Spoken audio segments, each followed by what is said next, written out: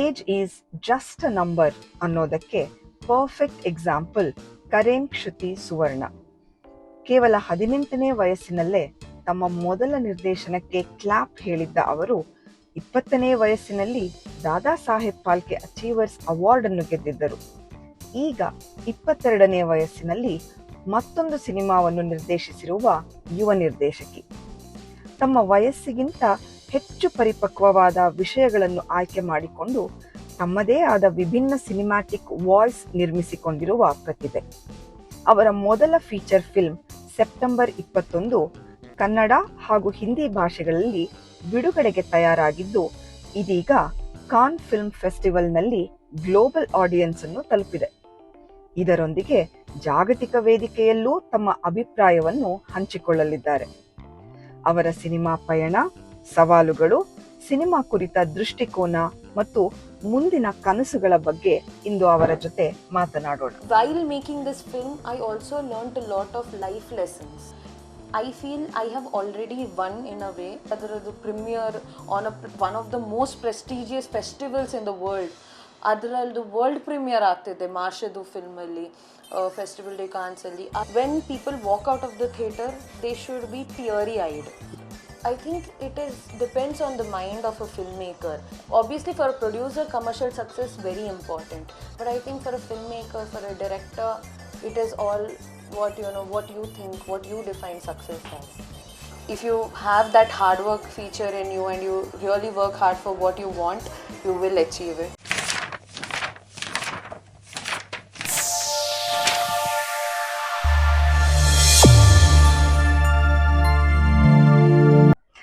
First of all, congratulations to you. At such a young age, taking your film to the prestigious Cannes Film Festival is truly inspiring. I'm so happy to have you with me today. Thank you so much. It is a pleasure being here.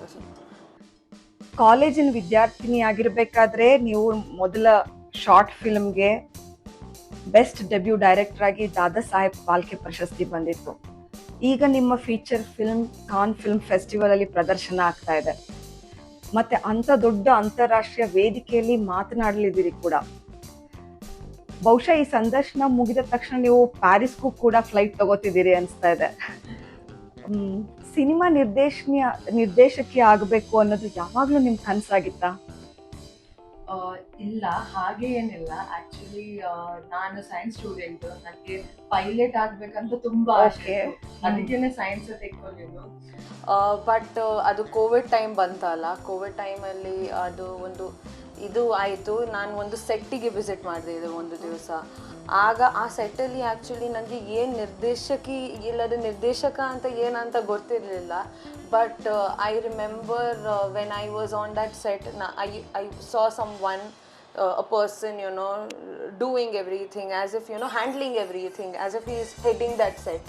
ಅದಕ್ಕೆ ನನಗೆ ಆಗ ಸ್ವಲ್ಪ ಇಂಟ್ರೀಗಿಂಗ್ ಅಂತ ಆಯಿತು. ಅದಕ್ಕೆ ನಾನು ಮತ್ತೆ ಮನೆಗೆ ಹೋಗಿ BTS ಎಲ್ಲ ಫಿಲ್ಮಿದು ಮತ್ತು ಗೊತ್ತಾಯಿತು ನಿರ್ದೇಶಕ ಏನು, ಯಾರು, ನಿರ್ದೇಶನ ಹೇಳಿದರೆ ಏನು. ಆಗ ನನಗೆ ಒಂದು ಇಂಟ್ರೆಸ್ಟ್ ಎಂತ ಇದ್ದದ ಅಂತ ನನ್ನ ಹತ್ರ ಒಂದು ರೆಡ್ ಕಲರ್ ನೋಟ್ಬುಕ್ ಇತ್ತು. ಅದರಲ್ಲಿ ನಾನು ಆಲ್ರೆಡಿ ಪೋಯಮ್ಸ್ ಅದೆಲ್ಲ ಬರೀತಿದ್ದೆ. ಅದಕ್ಕೆ ನನಗೆ ಆಗ ಇಂಟ್ರೆಸ್ಟ್ ಬರುವಾಗ I started writing stories. I did something very random, ಒಂದು ಝೀರೋ ಬಜೆಟ್, ಏನು ಬಜೆಟ್ ಇಲ್ಲಾದರೆ ಒಂದು ಸ್ಮಾಲ್ 2 ನಿಮಿಷದ್ದು ಏನೋ ಶೂಟ್ ಮಾಡಿ ನೋಡುವ. ಮತ್ತು ನನಗೆ ಗೊತ್ತಾಯ್ತು ಅದು ಇಂಟ್ರೆಸ್ಟ್ ಇದೆ ಅಂತ. ಆ ನಂತರ ನಾನು ಈ ಫೀಲ್ಡಿಗೆ ಬರಬೇಕಂತ ನನ್ನ ಅಪ್ಪ ಅಮ್ಮ ಹತ್ರ ಹೇಳಿಬಿಟ್ಟೆ. ಅಪ್ಪ ಅಮ್ಮ ಒಪ್ಕೊಂಡ್ರ ಅದಕ್ಕೆ? To be very frank, I think ಅದು ಆಗ್ತದೆ 1 ನಿಮಿಷಕ್ಕೆ at least. Science, because I was a good science background. I use to score well also. So ಅವರಿಗೆ ಸ್ವಲ್ಪ ಇತ್ತು. ಬಟ್ ಐ ಥಿಂಕ್ ಅವ್ರು ನನ್ನ ಡ್ರೀಮ್ಸಿಗೆ ಸಪೋರ್ಟ್ ಮಾಡಿದರು. They were like, if you want to do it by your heart, then you should pursue it ಅಂತ. ನಾನು ಇಲ್ಲಿದ್ದೇನೆ. So ಹಾಗೆ ನಿಮ್ಮ ಈ ಒಂದು ನಿರ್ದೇಶನದ ಪ್ರಯಾಣ ಶುರು ಆಯಿತು. ಎಸ್. 18ನೇ ವಯಸ್ಸಿನಲ್ಲೇ ಮೊದಲನೇ ಬಾರಿ ಕ್ಯಾಮ್ರಾ ಮುಂದೆ ಆಕ್ಷನ್ ಅಂತ ಹೇಳಿದ ಕ್ಷಣ ಅದು ನಿಮ್ಮ ಜೀವನದ ಒಂದು ಟರ್ನಿಂಗ್ ಪಾಯಿಂಟ್ ಆಗಿರಬೇಕು. ಆ ದಿನ ಸೆಟ್ನಲ್ಲಿದ್ದಂಥ ಒಂದು ವಾತಾವರಣ, ನಿಮ್ಮಲ್ಲಿದ್ದ ನರ್ವಸ್ನೆಸ್, ಆ ಎಕ್ಸೈಟ್ಮೆಂಟ್, ರೆಸ್ಪಾನ್ಸಿಬಿಲಿಟಿ ಅದೆಲ್ಲ ಹೇಗಿತ್ತು? ಫಸ್ಟ್ ಟೈಮ್ ನಾನು ಅದೇ ಆಕ್ಷನ್ ಹೇಳುವಾಗ ಐ ರಿಮೆಂಬರ್ ನಾನು ತುಂಬ ಸ್ಟ್ರೆಸ್ಸಲ್ಲಿ ಇದ್ದೆ ಟು ಬಿ ವೆರಿ ಆನೆಸ್ಟ್. ಯಾಕಂದರೆ you have a lot of burden ಆಗ. ಆಬ್ವಿಯಸ್ಲಿ ಎಕ್ಸೈಟ್ಮೆಂಟ್ ಇದೆ, ಬಟ್ ಅದು ಸಹಿತ will I be able to do well, because I think first ನಿಮ್ಮ output, the first output people ಅದನ್ನು ನೋಡಿ ಡಿಸೈಡ್ ಮಾಡ್ತಾರೆ, oh can you be a film maker or can't you be a film maker. So nervousness, I think ಅದೇ it was a mixed emotion. ನಾನು I can't actually ವರ್ಡ್ಸಲ್ಲಿ ಹೇಗೆ ಹೇಳೋದಂತ ನನಗೆ ಅರ್ಥ ಆಗ್ತಿಲ್ಲ, but it was like surreal experience as well as nervousness to the peak.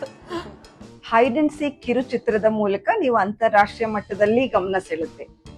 ಅದಕ್ಕೆ ದಾದಾ ಸಾಹೇಬ್ ಫಾಲ್ಕೆ ಪ್ರಶಸ್ತಿಯನ್ನು ಕೂಡ ಪಡೆದ್ರಿ. ಇದಕ್ಕೆ ಮುಖ್ಯ ಕಾರಣ ಅಂತಂದ್ರೆ ಆ ಒಂದು ಚಿತ್ರದ ಕಥಾವಸ್ತು ಅಂತ ಅನ್ಸುತ್ತೆ. ಕಮರ್ಷಿಯಲ್ ಆಗಿ ಸೇಫ್ ಆಗಿರೋ ಸಬ್ಜೆಕ್ಟ್ ಬದಲಾಗಿ ನೀವು ಎಮೋಷನಲಿ ಇಂಟೆನ್ಸ್ ಮತ್ತೆ ರಿಸ್ಕಿ ಆಗಿರುವಂತ ಸ್ಕಿಜೋಫ್ರೇನಿಯಾದಂತ ಗಂಭೀರವಾದ ವಿಷಯವನ್ನ ಆಯ್ಕೆ ಮಾಡ್ಕೊಳ್ಳೋದಕ್ಕೆ ಧೈರ್ಯ ಎಲ್ಲಿಂದ ಬಂತು? ಸೊ ಅದು hide and seek story actually ತುಂಬಾ ಸ್ಪೆಷಲ್. ಯಾಕಂದರೆ ನಾನು ಯಾವಾಗ ಫಸ್ಟ್ ಇಯರ್ ಡಿಗ್ರಿಯಲ್ಲಿದ್ದೆ ನನ್ನ ಫಿಲ್ಮ್ ಮೇಕಿಂಗ್ ಕೋರ್ಸಲ್ಲಿ, ಆಗ ನಾನು ಆ್ಯಕ್ಚುಲಿ ಅದು ಸ್ಟೋರಿ ಬರೆದಿದ್ದೆ.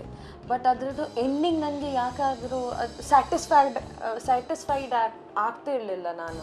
ಅದಕ್ಕೆ ನಾನು ಒಂದು ಸೆಕೆಂಡ್ ಇಯರ್ ಎಂಡಿಂಗ್ಗೆ ಬರುವಾಗ I came across one article which talked about schizophrenia basically.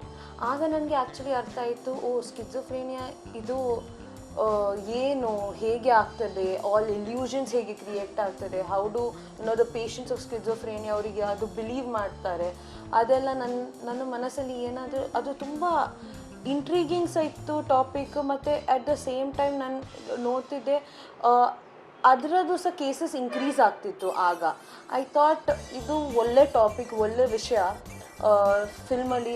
ಯಾಕಂದರೆ ನಾನು ಯಾವುದು ಸ್ಟೋರಿ ಬರೆದಿದ್ದೆ ಅದಕ್ಕೆ ಪರ್ಫೆಕ್ಟ್ ಎಂಡಿಂಗ್ ನನಗೆ ಸಿಕ್ಬಿಡ್ತು. ಅದಕ್ಕೆ ಆ ಸ್ಟೋರಿ ಮತ್ತು ಈ ಟಾಪಿಕ್ಕಿಗೆ ನಾನು ಕಂಬೈನ್ ಮಾಡಿ ಅದು ಸ್ಟೋರಿ ಬರೆದದು. So it was all about that instinct. ನಾನು ಹೇಳ್ತೇನೆ ಅದು ಇನ್ಸ್ಟಿಂಕ್ಟ್, ಮತ್ತು ಅದು sometimes your brain works in mysterious ways. ಈಗ ನಿಮ್ಮ ಮೊದಲ ಫೀಚರ್ ಫಿಲ್ಮ್ ಸೆಪ್ಟೆಂಬರ್ 21 ಈ ಚಿತ್ರ ಬಿಡುಗಡೆಗೆ ತಯಾರಾಗಿದೆ, ಹಿಂದಿ ಮತ್ತೆ ಕನ್ನಡದಲ್ಲಿ ಕೂಡ. ಅದೀಗ ಕಾನ್ ಫಿಲ್ಮ್ ಫೆಸ್ಟಿವಲ್ ಕೂಡ ಪ್ರದರ್ಶನ ಆಗ್ತಾ ಇದೆ. ಇದು ನಿಜವಾಗ್ಲೂ ಕನ್ನಡ ಸಿನಿಮಾಗೆ ಹೆಮ್ಮೆಯ ವಿಚಾರ. ಇದು ಈ ಫಿಲ್ಮ್ನಲ್ಲೂ ಕೂಡ ನೀವು ಆಲ್ಝೈಮರ್ನಂತ ಮತ್ತೊಂದು ಗಂಭೀರವಾದ ವಿಷಯವನ್ನ ನೀವು ಆಯ್ಕೆ ಮಾಡ್ಕೊಂಡಿದ್ದೀರಿ. ಈ ಕಥೆ ನಿಮ್ಮಲ್ಲಿ ಹುಟ್ಕೊಂಡಿದೆ ಹೇಗೆ? ಸೊ ಬೇಸಿಕ್ಲಿ ನಾನು ಯಾವಾಗ ನನ್ನ ಫಸ್ಟ್ ಫೀಚರ್ ಫಿಲ್ಮ್ ಮಾಡಬೇಕು ಅನಿಸಿದೆ, ಇಲ್ಲದೆ ನನಗೆ ಅದು ಬಂತು, okay I want to make my first feature film ಅಂತ. ಆಗ ಐ ಆಲ್ವೇಸ್ ಥಾಟ್ ನನಗೆ ಸ್ವಲ್ಪ ಸ್ಪೆಷಲ್ ಕತೆಗೆ ಹೇಳಬೇಕು. I don't want it to be a normal story with basic story line ಬೇಡ ಅಂತ. ನನಗೆ full commercial but without a meaning ಅಂತ ಬೇಡ ಅಂತ. ಅದಕ್ಕೆ ಆಗ ನಾನು ಆ್ಯಕ್ಚುಲಿ ಹುಡುಕುವಾಗ ನನಗೆ ನಮ್ಮ ರೈಟರ್ ಸಿಕ್ಕಿದ್ರು. ಅವ್ರದ್ದು ಆ್ಯಕ್ಚುಲಿ ರಿಯಲ್ ಲೈಫ್ ಸ್ಟೋರಿ ಇದು, ರಾಜಶೇಖರ್ ಸರ್ ಇದು ಅವ್ರದ್ದು real life story. he himself was a caregiver to an Alzheimer's patient in his family. ಅದಕ್ಕೆ when I heard it, there was some kind of purity ಆ ಸ್ಟೋರಿಯಲ್ಲಿ, ತುಂಬ innocent ಆಗಿ. And it spoke so much more than Alzheimer's in general. It spoke about human relationships ಆಗಲಿ, ನಿಮ್ಮ reaction to positive people, negative people ಆಗಲಿ. So it was a very intriguing subject, Alzheimer's ಎಲ್ಲ ಇದು include ಮಾಡುವಾಗ. And ನಾನು ಹಾಗೆಯೇ ಈ subject select ಮಾಡಲಿಲ್ಲ. ಐ ರಿಮೆಂಬರ್ ಸಿನ್ಸ್ ನನಗೆ ಏನಾದರೂ ಪರ್ಸ್ನಲ್ ಎಕ್ಸ್ಪೀರಿಯನ್ಸ್ ಇರಲಿಲ್ಲ ಆಲ್ಝೈಮರ್ಸ್ ಜೊತೆ, ಆಗ ನಾನು ಕೇರ್ ಸೆಂಟರ್ಸಿಗೆ ವಿಸಿಟ್ ನೋಡ್ತಿದ್ದೆ ಹೇಗೆ ಕೇರ್ ಗಿವರ್ಸ್ ಟ್ರೀಟ್ ಮಾಡ್ತಿದ್ದಾರೆ ಪೇಷಂಟ್ಸ್ ಹೇಗೆ ರಿಯಾಕ್ಟ್ ಮಾಡ್ತಿದ್ದಾರೆ. I think there was some kind of a personal attachment ಅಲ್ಲಿ. ಆಗ I decided to hop on to this subject. ಈ ಸಿನಿಮಾದಲ್ಲಿ ನೀವು ಆಲ್ಝೈಮರ್ ಪೇಷಂಟ್ಸ್ ಮಾತ್ರ ಅಲ್ಲ, ಅವರ ಕೇರ್ ಗಿವರ್ಸ್ ಏನಿರ್ತಾರೆ ಅವರು ಕೂಡ ಅನುಭವಿಸುವಂತಹ ಮಾನಸಿಕ ಮತ್ತೆ ಭಾವನಾತ್ಮಕವಾದಂತಹ ಒಂದು ತೊಡಲಾಟವನ್ನ ನೈಜವಾಗಿ ತೆರೆ ಮೇಲೆ ತರೋದಕ್ಕೋಸ್ಕರ ನೀವು ಯಾವ್ಯಾವ ರೀತಿಯಲ್ಲಿ ರಿಸರ್ಚ್ ಮತ್ತೆ ಪ್ರಿಪ್ರೇಷನ್ ಮಾಡ್ಕೊಂಡ್ರಿ?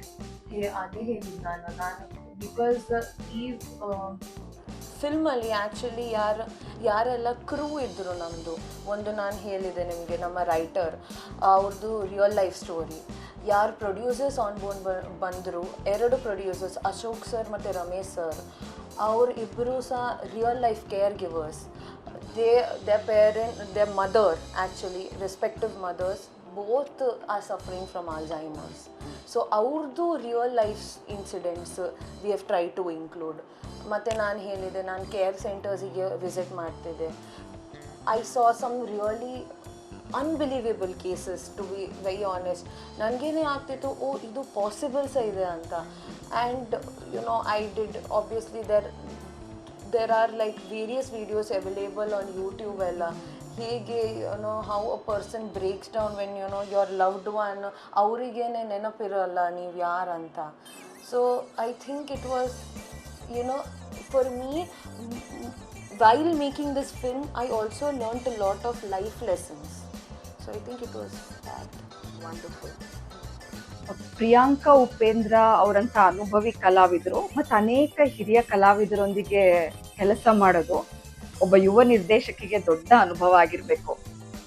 ನಿಮ್ಮ ಕಥೆ ಮತ್ತೆ ವಿಷನ್ ಅನ್ನ ಅವ್ರಗಳಿಗೆ ಹೇಳಬೇಕಾದ್ರೆ ಆ ವಿವರಿಸೋ ಪ್ರಕ್ರಿಯೆ ಹೇಗಿತ್ತು, ಮತ್ತೆ ಸೆಟ್ನಲ್ಲಿ ನಿಮ್ಮ ಕ್ರಿಯೇಟಿವ್ ವಿಷನ್ ಅನ್ನ ಎಸ್ಟಾಬ್ಲಿಷ್ ಮಾಡ್ಕೊಳ್ಳೋದು ಏನಾದರೂ ಒಂದು ಚಾಲೆಂಜ್ ಆಗಿತ್ತಾ? ವೆಲ್, ಪ್ರಿಯಾಂಕಾ ಮ್ಯಾಮ್ ನನಗೆ ಸಹ ಅದು ಇತ್ತು. ಫಸ್ಟ್ ಟೈಮ್ ನಾನು ಅವರಿಗೆ ನರೇಷನ್ ಕೊಡಲಿಕ್ಕೆ ಹೋಗುವಾಗ ಪ್ರಾಬಬ್ಲಿ ಇದು ಪ್ರಿಯಾಂಕಾ ಮ್ಯಾಮ್ ಹೇಗೆ ಪ್ರಾಬಬ್ಲಿ ಮಾಡ್ತಾರಾ ಇಲ್ವಾ ಹಾಗೆ ಇತ್ತು ನನಗೆ. But I think she was one of the most supportive people ಯಾರು ನನಗೆ ಸಿಕ್ಕಿದ್ರು on set. She never judged me for my age.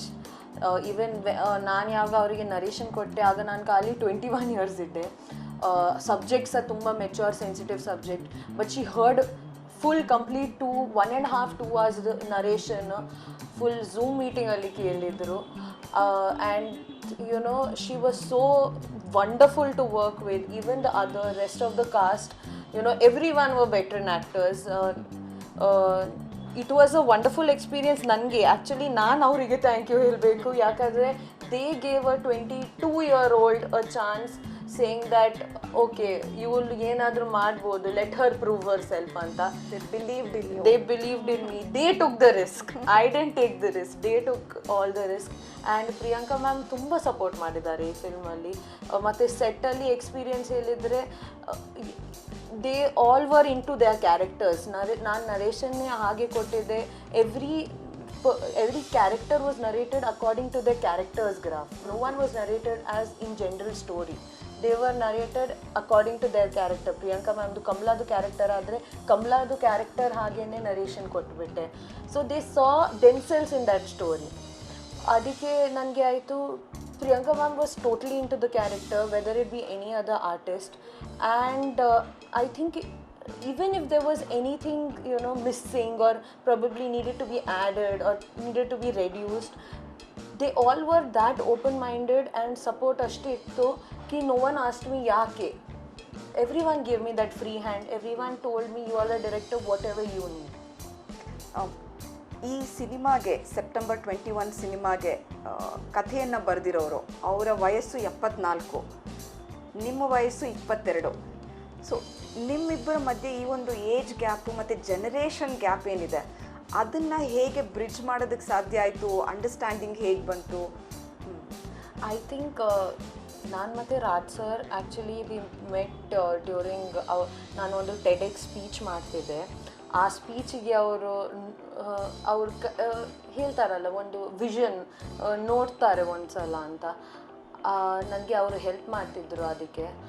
ಆಗ ನನಗೆ ಅನಿಸ್ತದೆ, after my TEDx and everything we just met in a resort in Palakkad. And out of nowhere he started telling his real life story, and he told that I've written something on my life, what ನಾನು care ಗಿವರ್ ಹಾಗೆ ಏನು ಮಾಡಿದೆ ಅಂತ. And it just so happened we just connected. I don't think ಆ gap ಇತ್ತು at any cost. It was always a very natural bond, ಮತ್ತು it was always a very open bond.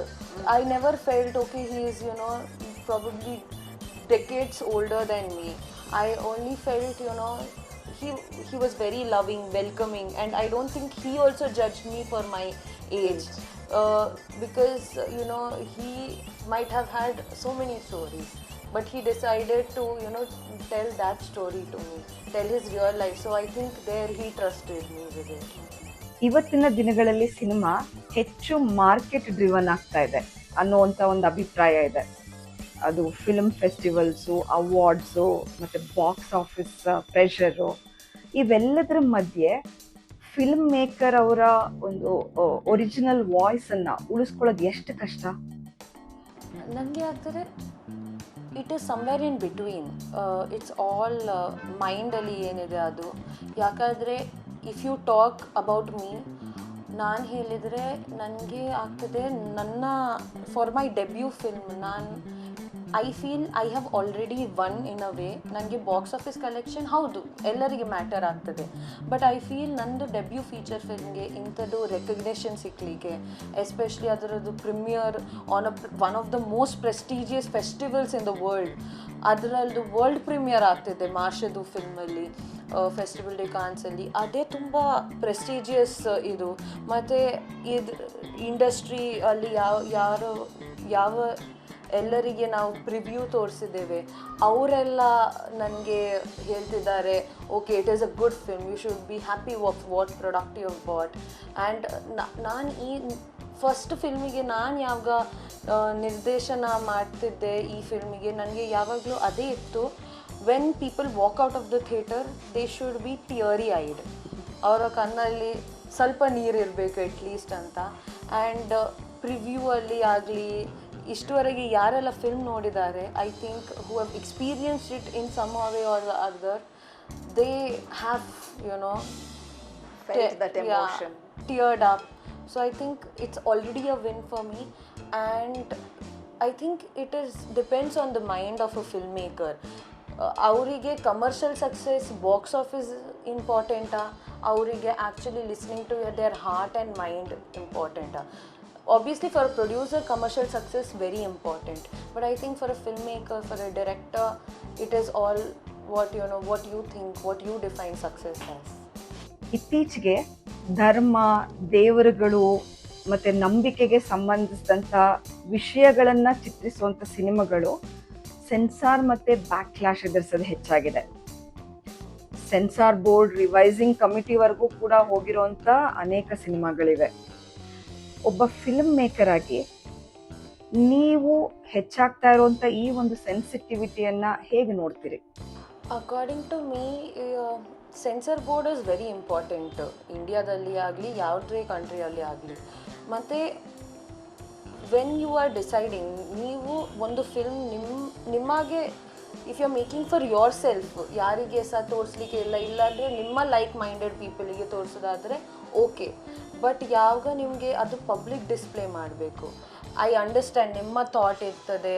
Sensor board ಅದು ಹೇಳ್ತಿರಲ್ಲ, ನಿಮ್ಮ thought change ಮಾಡ್ತಾ ಇಲ್ಲ. Censor board ಹೇಳ್ತಿದ್ದಾರೆ ಪಬ್ಲಿಕ್ಕಿಗೆ ಕಾಣುವಾಗ they do not want to face any backlash, ಪಬ್ಲಿಕಲ್ಲಿ ಯಾಕೆ ಜಗಳ ಎಲ್ಲ ಬೇಕು ಅಂತ. ಅದಕ್ಕೆ I think they are taking the necessary precaution to ಅದು ಒಂದು ಹ್ಯೂಮಿಲಿಟಿ ಇರಲಿಕ್ಕೆ ಅಮಾಂಗ್ ದ ಪೀಪಲ್, ಏನು ಪ್ರಾಬ್ಲಮ್ ಆಗಬಾರ್ದಂತ. I think it is all about that. I think if you're making a film for yourself, for you to watch, or for people like-minded like you to watch, then it's okay. But otherwise, I think, censor board is really important. ಇವತ್ತು society ತುಂಬ sensitive ಆಗೋಗಿದೆ ಅಂತ ಅನ್ನಿಸ್ತಿದ್ಯಾ? ಈ ವಿಷಯಗಳನ್ನ society ಅಷ್ಟು ಈಸಿಯಾಗಿ ತಗೊಳ್ಳೋದಿಲ್ಲ. Cinema ಅಂತಂದರೆ ಅದನ್ನು ತುಂಬ ಸೀರಿಯಸ್ ಆಗಿ ತಗೋತಾರೆ, ಅದನ್ನೇ ಅವರ ಜೀವನದ ಒಂದು ಭಾಗ ಅಂತ ನೋಡ್ತಾರೆ. ಸೊ ಹಾಗಾಗಿ ಹೇಳಬೇಕಾದ್ರೆ, ಕಥೆಯನ್ನು ಹೇಳಬೇಕಾದ್ರೆ ಅವ್ರಿಗೆ ತುಂಬ ಸೂಕ್ಷ್ಮವಾದ ವಿಚಾರಗಳನ್ನು ಹೇಳಬೇಕಾದ್ರೆ ಕಷ್ಟ ಆಗುತ್ತೆ ಇವತ್ತಿನ ದಿನದಲ್ಲಿ. Obviously when real life ನಿಮಗೆ ರಿಯಲ್ ಇನ್ಸಿಡೆಂಟ್ಸ್ ಇಲ್ಲಾಂದರೆ something which people connect to ತೋರಿಸ್ಬೇಕಾದ್ರೆ it becomes difficult, because you do not know where you can go wrong or make mistakes ಅದರಲ್ಲಿ. But I think that is the best part of film making. ಇಂಥದ್ದು ಕತೆ I think after Covid ಆಗುವಾಗ ಇಲ್ಲಾಂದರೆ post ಕೋವಿಡ್ನೇ people have started exploring OTT. ಚಿಕ್ಕ film ಆಗಲಿ ಇಲ್ಲಾಂದರೆ ದೊಡ್ಡ ಫಿಲ್ಮ್ ಆಗಲಿ, ದೊಡ್ಡ ಪ್ರೊಡಕ್ಷನ್ ಇದು ಎಲ್ಲ ನೋಡ್ತಾರೆ. ಅದಕ್ಕೆ ಕಂಟೆಂಟ್ ಡ್ರಿವನ್ ಸಿನಿಮಾಸ್ ಮುಂದೆ ಬರ್ತಿದೆ. ಐ ಥಿಂಕ್ ಇಟ್ ಈಸ್ ಅದೇ it is about telling real stories. It is telling stories that actually people relate to. It is difficult, but I think best storytelling ade. Kannada ಸಿನಿಮಾದಲ್ಲಿ ನಿರ್ದೇಶಕಿಯರ ಸಂಖ್ಯೆ ಇವತ್ತಿಗೂ ತುಂಬ ಕಡಿಮೆ ಇದೆ. ಕವಿತಾ ಲಂಕೇಶ್ ಇರ್ಬೋದು, ಸುಮನಾ ಕಿತ್ತೂರು, ರೂಪಾ ಅಯ್ಯರ್, ಹೀಗೆ ಬೆರಳೆಣಿಕೆಯಷ್ಟು ಮಾತ್ರ ಹೆಸರುಗಳಿರೋದು. ಇಂಡಸ್ಟ್ರಿ ಒಳಗಡೆ ಸಬ್ಟಲ್ ಬಯಾಸನ್ನು ಅಥವಾ ಜೆಂಡರ್ ಸ್ಟೀರಿಯೋಟೈಪನ್ನು ನೀವು ಯಾವಾಗಲಾದ್ರೂ ಎದುರಿಸಿದ್ದೀರಾ? I feel Roopa Iyer ma'am ಹತ್ರ I was an assistant director on her film. ಅದಕ್ಕೆ I have learnt a lot from these directors, and I think women directors ನೀವು ಹೇಗೆ ಹೇಳ್ತಿದ್ದೀರಿ, ಅವರು a different kind of storytelling, a different kind of approach to storytelling, approach to cinema ಎಲ್ಲ ತರ್ತಾರೆ on board. I think ಅವರಿಗೆ ಸಹ ಅಷ್ಟೇ ಈಗ I think recognition ಬರ್ತಾ ಇದೆ. ಯಾಕಂದರೆ ಕನ್ನಡ ಸಿನಿಮಾದಲ್ಲಿ ಹೌದು ಅವರಿದ್ದಾರೆ. ಈವನ್ ಇಫ್ ಯು ಗ್ಲೋಬಲ್ ಸಿನಿಮಾದಲ್ಲಿ ನೀವು ನೋಡಿದರೆ, ಗ್ಲೋಬಲ್ ಸಿನಿಮಾದಲ್ಲಿ ಸಹ ಇವರಿದ್ದಾರೆ, ಯಾರು ಪಾಯಲ್ ಕಪಾಡಿಯಾ ಇದ್ದಾರೆ, ಯಾರು ಫಸ್ಟ್ ಕ್ಯಾನ್ ಅವಾರ್ಡ್ ನಮಗೆ ತಂದರು. I think women are being accepted ವರ್ಲ್ಡಲ್ಲಿ, ಗ್ಲೋಬಲಿ ಆಗಲಿ, ಇಲ್ಲಾದರೆ ಇಂಡಿಯಾದಲ್ಲಿ ಆಗಲಿ, ಕನ್ನಡಕ್ಕೆ ಸಹ ಹಾಗೇ ಆಗ್ತಿದ್ದಾರೆ. ವೀಕ್ಷಕರು ಈ ಚಿತ್ರದಿಂದ ಏನು ನಿರೀಕ್ಷೆ ಮಾಡ್ಬೋದು? ಈ ಚಿತ್ರದಿಂದ ನನಗೆ ಅನಿಸ್ತದೆ, this is not a film only about Alzheimer's. It is not only a film which deals with caregivers. ಇದು ಸೈಡ್ ಇದು ಸ್ಟೋರಿ. ಇದು ಚಿತ್ರದಲ್ಲಿ ನಾವು ತುಂಬ ಇಮೋಷನ್ಸ್ ತೋರಿಸಿದ್ದೇವೆ. We have tried capturing many real and raw emotions.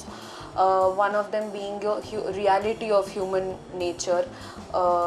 Positive as well as negative ತೋರಿಸಿದ್ದೇವೆ. We did not go to focus only ಪಾಸಿಟಿವಲ್ಲಿ. ಯಾಕಂದರೆ ನೆಗೆಟಿವ್ ಸಹ it is a human truth. ತುಂಬ ನೆಗೆಟಿವ್ ಕೇರ್ ಗಿವರ್ಸ್ ಸಹ ಇದ್ದಾರೆ ಈ ವರ್ಲ್ಡಲ್ಲಿ. ಯಾರು ಹೊಡಿತಾರೆ ಇಲ್ಲಾಂದರೆ ಹೆರಾಸ್ ಮಾಡ್ತಾರೆ. So we have shown a human truth. We have shown raw emotions through which the audience actually understands that what kind of relation do different humans, different characteristics of these, everyone has a different characteristic, does that make a difference to the patient. Film ಇಂಡಸ್ಟ್ರಿಯಲ್ಲಿ ಇಷ್ಟು ಬೇಗ ಒಂದು ಗುರುತನ್ನು ನೀವು ನಿರ್ಮಿಸ್ಕೊಂಡಿರೋ ನಿಮಗೆ success ಮತ್ತು ಕ್ರಿಟಿಸಿಸಮ್ಗಳ ಮಧ್ಯೆ cinema ತೋರಿಸಿರೋಂಥ ದೊಡ್ಡ ಪಾಠ ಏನು? ವೆಲ್, ತುಂಬ ಬೇಗ ಇದು ಹೇಳಲಿಕ್ಕೆ. ಫಸ್ಟ್ ಆಫ್ ಆಲ್ ನಂದು first debut feature film, and I really think I am one of the lucky few. ನನಗೆ ಐ ಟೇಕ್ ಇಮೆನ್ಸ್ ಗ್ರ್ಯಾಟಿಟ್ಯೂಡ್ ನನ್ನ ಒಳಗೆ. ಯಾಕೆಂದರೆ to whatever this first film, when ಇದು ನಿರ್ದೇಶನ ಮಾಡುವಾಗ, ಡಿಸೈಡ್ ಮಾಡುವಾಗ, ಇಲ್ಲಾಂದರೆ ಮಾಡ್ತಾ ಇರಬೇಕಾಗ ಸಹ ನನಗೆ ಆಗಲಿಲ್ಲ ಇದು ಸಿನಿಮಾ ಕಾನ್ಸ್ ಒಳಗೆ, ಮಾಷಿದು ಫಿಲ್ಮ್ ಸೆಕ್ಷನ್ವರೆಗೆ ಹೋಗ್ಬಿಡ್ತದೆ ಅಂತ. It's a dream come true ನನಗೆ ಸಹ. ಅದು ಒಂದು ಪಾಠ ಅಂತ I think what it taught me was hard work. If you have that hard work feature in you and you really work hard for what you want, you will achieve it. So this is what, for my debut feature, this is what it's taught, and make everything with pure heart.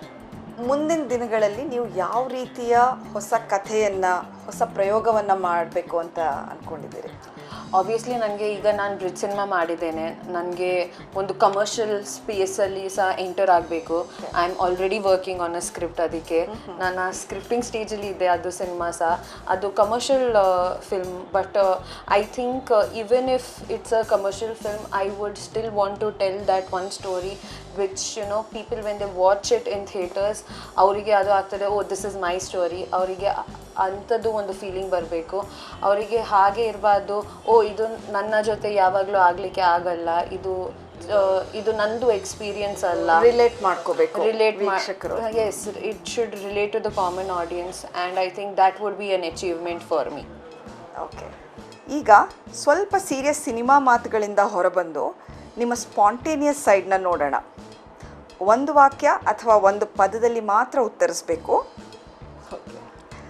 ಒಂದು ಪದದಲ್ಲಿ film making, passion, ನಿಮ್ಮ dream actor, Ranbir Kapoor for now.